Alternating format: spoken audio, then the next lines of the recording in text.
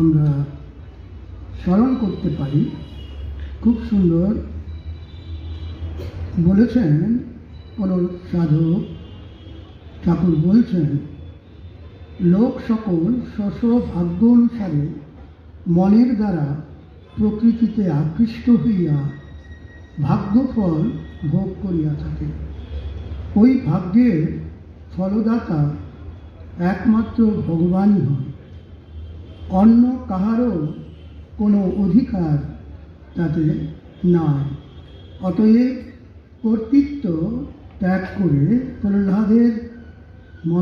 প্রহ্লাদের ন্যায় অদ্বৈতভাবে সেই সত্যের সেবা করতে হবে বলে বলছেন।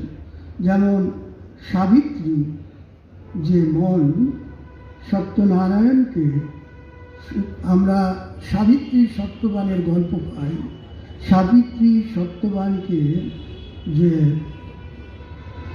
কাল হতে, এই কালের কবল থেকে মুক্ত হবার জন্য, যে মুক্ত করার জন্য যে তিনি সতীরূপে ভগবানের স্মরণ করেছিলেন, সেই রূপে যদি আপনিও মনের দাসত্ব শৃঙ্খলাকে কাটতে চান বা তপস্যা করেন, তাহলে আপনিও সতী সাবিত্রীর মতন এই বন্ধন থেকে, এই কালের হাত থেকে মুক্ত হতে পারবেন।